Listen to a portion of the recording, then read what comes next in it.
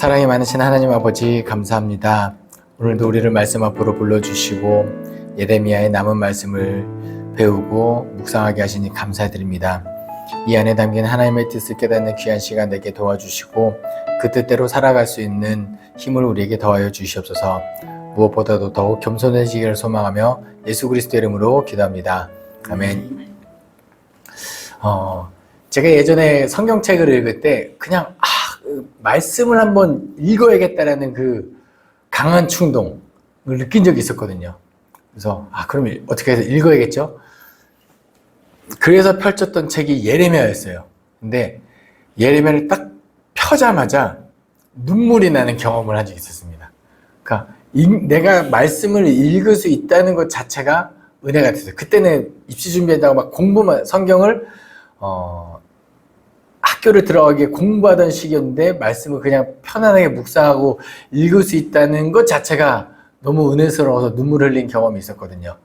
근데 우리가 하나님의 말씀을 읽을 때 그런 감격이 좀 있었으면 좋겠습니다. 하나님의 말씀을 읽고 싶고 보고 싶고 가까이 하고 싶고 하나님의 말씀이 너무 사랑스러워서 한 번 더 펼쳐보고 한 번 더 묵상하는 이 마음이 우리 가운데 있었으면 좋겠습니다. 그럼 예레미야 오늘 마지막 32장부터 해보겠습니다. 첫 번째 문제, 예레미야가 밭을 산 숙부 살룸의 아들의 이름은 무엇인가요? 정답은 하나멜입니다. 이 문제를 왜 냈느냐? 이제 예루살렘이 곧 함락되고 이제 멸망당하기 직전에 이제 예레미야가 밖에를 나간다는 거예요. 그러니까 사람들이 또 뭐하러 나가냐? 나는 지금 숙부의 아들 이 하나멜의 밭을 사러 간다. 이게 웬 말일까요? 예레미야가 숙부 아들의 밭을 사러 가는 것은 기업을 물으러 가는 겁니다. 그러니까 하나멜이 뭔가 땅에 빚을 졌든지 뭘 했든지 먹고 살기 힘들어서 기업을 잃어버린 것을 예레미야가 되찾아주러 가는 거예요. 이 행위의 의미가 무엇일까요? 아무리 멸망당하고 아무리 종말의 때가 어지럽고 그래도 우리는 하나님의 말씀 율법을 지켜야 한다 이겁니다. 그러니까 끝까지 내일 당장에 멸망해도 오늘 하루를 하나님의 말씀을 지키고 율법대로 살아가는 것이 우리의 온전한 태도다. 이걸 말해주는 겁니다. 두 번째는 뭐냐면 지금은 내가 이거를 기업을 내가 돈 주고 물러서 내 땅이 됐다고 가정해 보겠습니다. 그런데 바벨론에서 함락되고 멸망하면 그게 무슨 소용이 있냐? 이렇게 할 수 있죠. 의미 없는 짓일 수 있잖아요. 그런데 그게 언제 다시 효력을 발휘하죠? 내 땅이라는 효력이 나중에 회복하고 돌아오면 이 문서가 내 땅이라는 의미가 있다는 거예요. 즉 뭐를 기대하는 거예요? 하나님께서 반드시 회복하실 거라는 이 하나님의 약속을 예레미야는 신뢰했다는 겁니다. 그러니까 우리가 이런 모습으로 살아갈 수 있었으면 좋겠습니다. 지금 종말의 때, 마지막 때, 말세의 때, 어지럽고 혼돈의 시기, 그래도 그 가운데서 여전히 하나님께서 심판하실지언정, 그래서 우리가 매일의 삶이 아무런 의미 없다고 느껴질지언정 하루하루를 하나님의 율법을 지키고 말씀대로 온전하게 살아갈 수 있었으면 좋겠고, 하나님께서 다시 오실 때 우리를 영화롭게 해주시고 회복시켜 주실 것을 믿고 살아가는 저와 여러분 되기를 소망합니다. 2번 문제, 너는 내게 부르짖으라 내가 내게 응답하겠고 내가 알지 못하는 크고 땡땡한 일을 내게 보이리라. 정답은 은밀한입니다. 크고 은밀한 일을 내게 보이리라. 여기서 너는 내게 부르짖으라 라고 하는 이 이유는 뭐냐면 이제 너희를 회복시킬 거야. 그러니까 회복시키실 하나님께 부르짖으라. 근데 왜 부르짖어요? 지금 포로로 끌려간 사람들 입장에서는 이제 모든 것이 미래가 암울한 그런 사람들이거든요. 하나님께서 회복을 약속하셨을지언정 눈앞이 깜깜한 어떻게 우리의 상황에서 회복이 가당키냐 하냐라는 절망 가운데 빠진 사람들에게 하는 얘기입니다. 해봐라. 하나님께서 약속하셨다. 크고 부르짖어라. 그러면 하나님께서 뭘 하시겠다? 내가 알지 못하는, 너는 지금 비록 눈앞이 깜깜하고 회복이 상상조차 안 될지라도 하나님께서는 너보다 더 크고 은밀한 구원 계획을 가지고 계신다. 결국은 하나님께서 70년 뒤에 약속대로 돌아오게 하셨죠. 그런데 더 놀라운 계획이 우리에게 준비되어 있었죠. 뭘까요? 바로 예수 그리스도를 통한 인류 구원 계획입니다. 예루살렘 주민들, 그때 선택된 유대인들 뿐만 아니라 이제 다시 그들이 돌아오게 되면 새로운 예루살렘, 새로운 민족, 하나님의 선택된 자녀들은 그 원래 신의 산에서 언약 맺으셨던 유대인 뿐만 아니라 여호와와 하나님과 연합한 모든 이방인들이 다 하나님의 자녀가 될 것이라는 그 크고 은밀한 계획. 그래서 나중에 로마서 90, 11장 가면은 사도 바울이 이 크고 은밀한 율법 구약으로는 도저히 설명할 수 없었던, 깨달을 수 없었던 예수 그리스도에 관한 구원 계획을 깨닫고 깊도다 하나님의 지혜와 지식이 하면서 지혜의 창가를 부를 정도로 하나님의 구원 계획이 놀랍다는 거. 그 계획이 바로 예수 그리스도고 우리에게는 이제는 눈앞에 밝히 드러난 은밀한 계획이 아니라 드러난 계획이 구원 계획임을 또 우리가 알았으니까 그 감사하면서 또 살아갈 수 있었으면 좋겠습니다. 3번 문제. 포도주를 마시지 말라고 한 명령을 지킨 레갑의 아들은 누구인가요? 정답은 요나답입니다. 열왕기에 보면은 이제 그 예후라는 사람이 이제 북이스라엘 남유다를 아시아 여호람을 죽이고 나서 여호와의 열심을 봐라 할 때 그를 도왔던 사람이 레갑의 아들, 거기서는 여호나답이라고 적혀 있거든요. 근데 여기서 요나답을 이야기합니다. 그 레갑의 족속들이 그때 예후를 도와서 종교개혁도 하고 악한 무리를 다 쳐부수고 할 때 돕고 나서 우리는 여호와 앞에 포도 독주를 마시지 않겠다고 결단한 족속들이 레갑 족속이에요. 그런데 이 레갑의 족속들이 그때 약속을 했는데 그 전통을 언제까지 지키고 있어요? 지금까지 지킨 민족이라는, 족속들이라는 거예요. 그러니까 하나님께서 뭘 말씀하시고 싶으시냐? 분명히 내가 심판할 거야. 다 싸그리 쓸고 지나갈 건데 누구는 살린다? 누구는 그래도 선처를 베푼다? 레갑 족속과 같은 사람들. 하나님께 율법을 지키겠다고 다짐했고 그 율법을 끝까지 지킨 사람들은 내가 남겨두겠다. 그래서 나중에 에스겔에 가면 어떤 속담이 나오냐면 아버지가 신포도를 먹었는데 아들의 이가 시겠냐 이런 얘기를 합니다. 뭐냐면 아버지의 죄로 말미암아 아들이 심판을 당하지 않는다는 거예요. 그러니까 반대로 얘기하면 뭐예요? 아버지의 의가 아들을 구원하지 또 않는다는 거예요. 그래서 결국은 아들이든 아버지든 누구든지 의인은 하나님께서 그 의인은 그의 의로 말미암아 구원을 얻게 하겠다. 레갑 족속 같은 사람들인 거죠. 끝까지 하나님의 율법을 지키고 거룩하게 하나님의 약속을 지켰던 사람들은 하나님께서 남겨두신다. 오늘날 그런 레갑 족속과 같은 사람이 저와 여러분 되기를 간절히 소망합니다. 4번 문제. 예레미야가 불러주는 대로 모든 말씀을 기록한 네리야의 아들은 누구인가요? 정답은 바룩입니다. 바룩. 그러니까 예레미야가 나 좀 봐, 룩. 바룩. 그래서 대신 쓰고. 근데 이것을 어떻게 보시면 되냐면 정치적인 시선으로 한번 예레미야를 한번 보겠습니다. 예레미야는 바벨론에 항복하라, 친바벨론 성향을 가진 정치적 사람, 그런 반대로 친애굽 성향을 갖고 있는 사람들이 있겠죠. 그 중에 바룩도 친바벨론 성향을 띠는, 그리고 예레미야를 지지하고 도와줬던 그런 사람입니다. 그런데 예레미야가 눈물의 선지자라고 이야기를 했잖아요. 그런데 어떻게 이 사역을 끝까지 감당할 수 있었을까요? 나를 죽이려는 사람이 저렇게 허다한데 내가 더 이상 말을 못하겠고 눈물이 나는데 어떻게 견뎠을까요? 바로 바룩과 같은 존재가 옆에 있었기 때문이에요. 힘들어? 봐! 룩! 동역자를 봐! 이런 거거든요. 오늘날도 마찬가지입니다.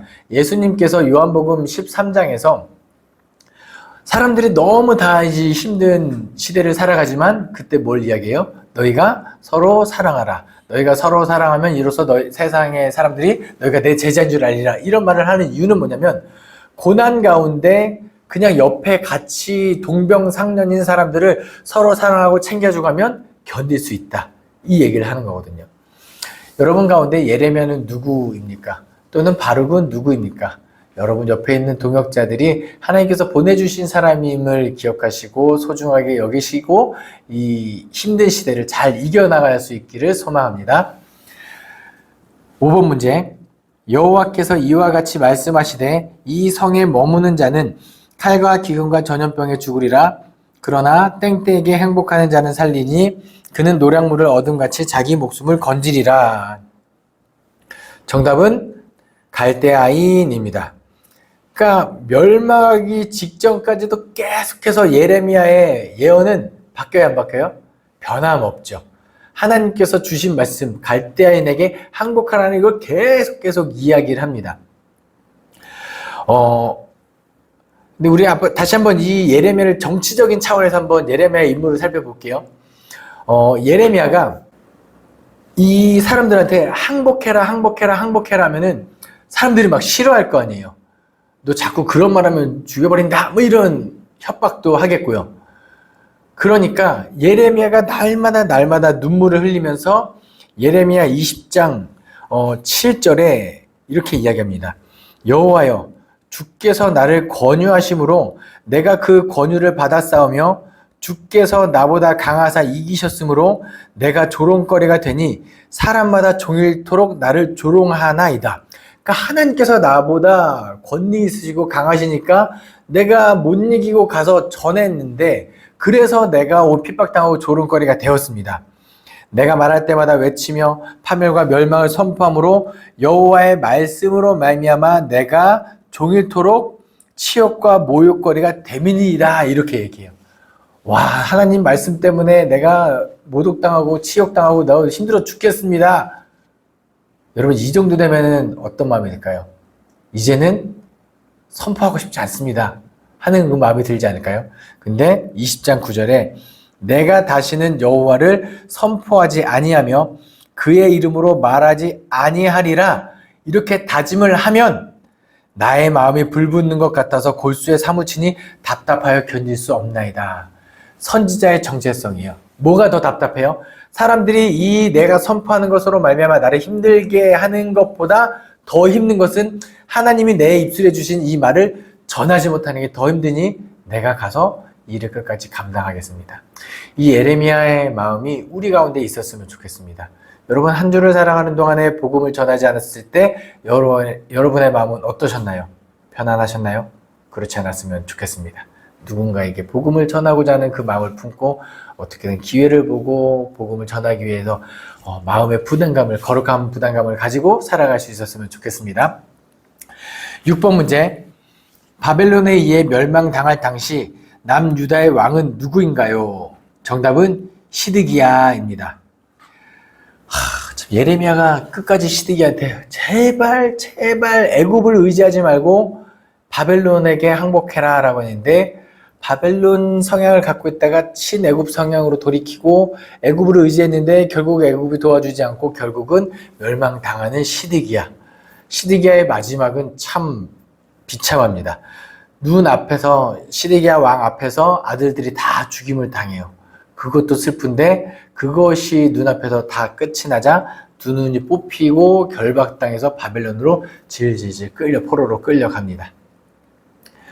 무엇이 잘못이었을까요? 시드기야가 애굽을 의지한 게 잘못일까요? 바벨론을 의지하지 않은 것이 잘못일까요? 그렇지 않죠.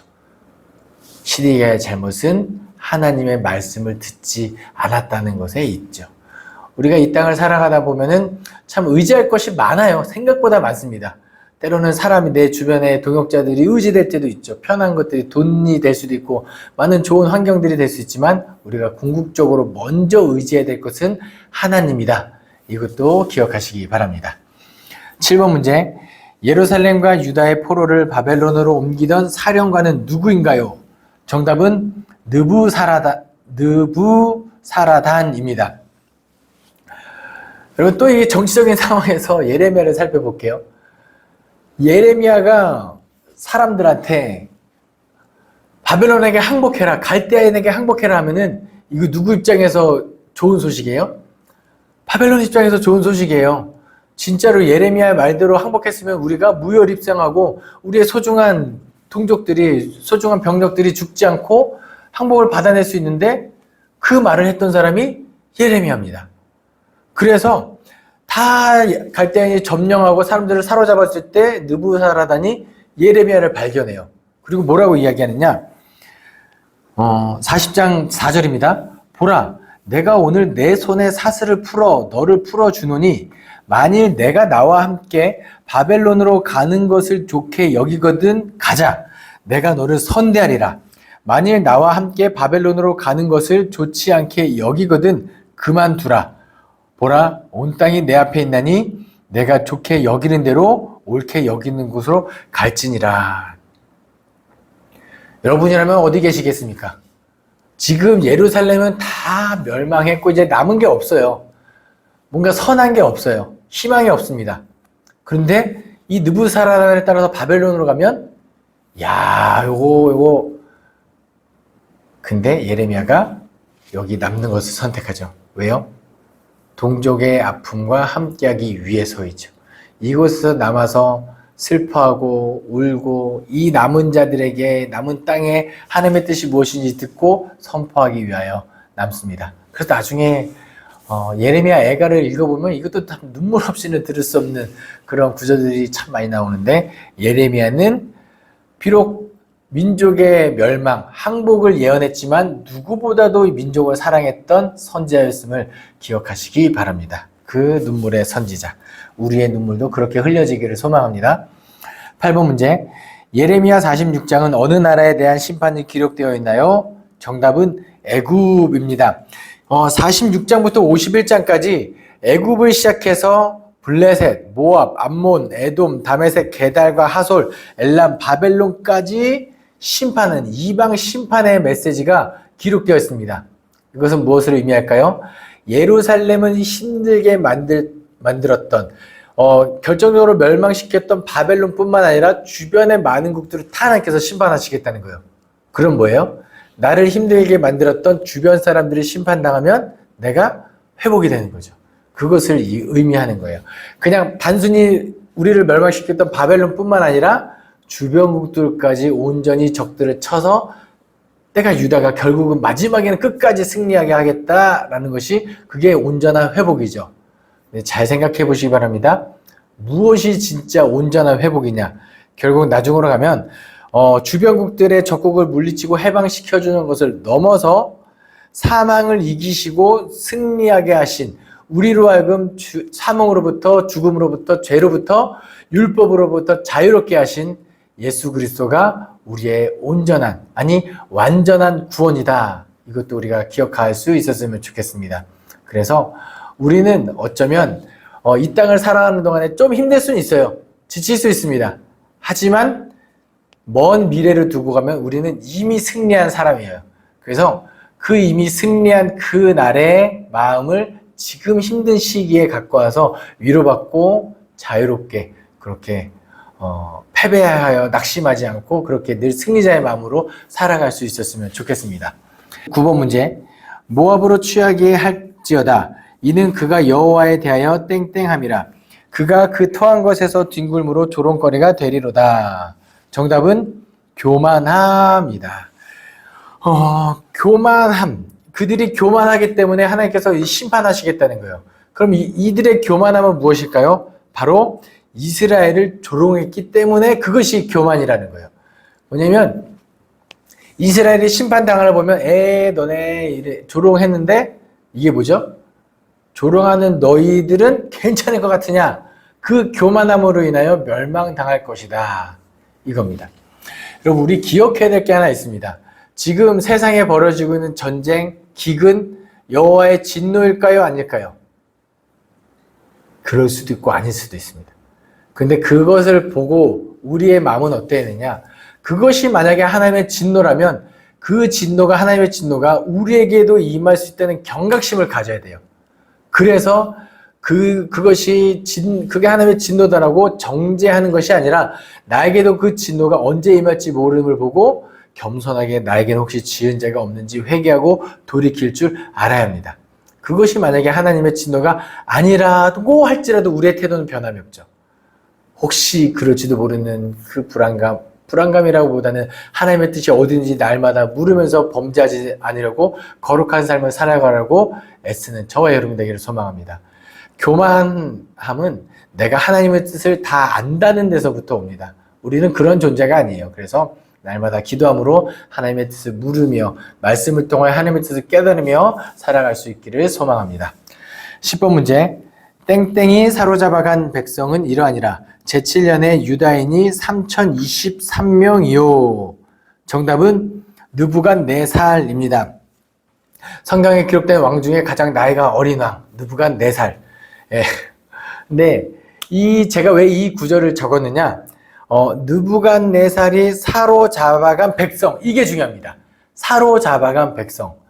원래는 하나님께서 심판을 계획하실 때는 사로잡혀가는 사람을 염두에 두지 않아요. 왜요? 철저하게 진멸하시고 싹 없애버리는 게 하나님의 심판입니다. 그런데 우리 하나님 마음이 약하셔서 은혜롭고 자비롭고 노하기를 더디하시고 은혜가 크셔서 회복을 약속하시네요. 그러면 다 진멸시키면 안 되잖아요. 그러면은 누군가를 남겨둬야 합니다. 그게 신학에서 남은 자 사상이거든요. 남겨둡니다. 그들이 누굴까요? 본국에서 죽임을 당한 사람들은 남지 않은 사람이요, 포로로 끌려간 사람들이 그들이 남은 자들입니다. 거기서부터 다시 돌아오게 하고 거기서부터 다시 시작하는. 그래서 느부갓네살이 사로잡아간 백성은 어떤 사람이냐? 하나님께서 회복을 약속하시려고 남긴 씨앗과 같은 사람이에요. 그런데 저는 아무나 잡혀가지 않았을 거라고 생각합니다. 그래도 이 레갑 족속처럼 하나님의 말씀을 그나마 지키려고 애썼던 누군가 있지 않았을까요? 그래서 하나님께서 남겨둔 자들, 그렇게 해서 포로로 끌려가면 여러분 거기서는 하나님을 믿기 더 어렵습니다. 더 섬기기 힘듭니다. 그런데 그들이 돌아와서 다시 예루살렘 성전을 건축하고 그 하나님을 믿는 민족으로 된다는 건 뭐예요? 포로로 끌려간 그곳에서도 아무리 힘들어도 하나님을 잊지 않은 사람이라는 거예요. 그 남은 자들이 저와 여러분이 되었으면 좋겠습니다. 이 땅 가운데 정말 하나님을 알지 못하는 자들이 너무 많아도 여전히 하나님께서 남겨두신 자들, 바알에게 무릎 꿇지 않은 자들, 저와 여러분 되기를 간절히 소망합니다. 기도하겠습니다. 사랑이 많으신 하나님 아버지 감사합니다. 오늘까지 예레미야 말씀을 통하여 하나님의 귀한 뜻을 깨닫게 하시니 감사합니다. 이 땅을 향한 하나님의 뜻이 무엇인지 우리는 다 알 수 없지만 하나님 날마다 거룩하기 위하여 애쓰게 도와주시고 날마다 회개하며 주님께 돌이키는 그리스도인 되게 도와주시옵소서. 이 땅을 향한 하나님의 진노를 막아설 수 있는 온전한 그리스도인 내가 되기를 소망하며 예수 그리스도의 이름으로 기도합니다. 아멘.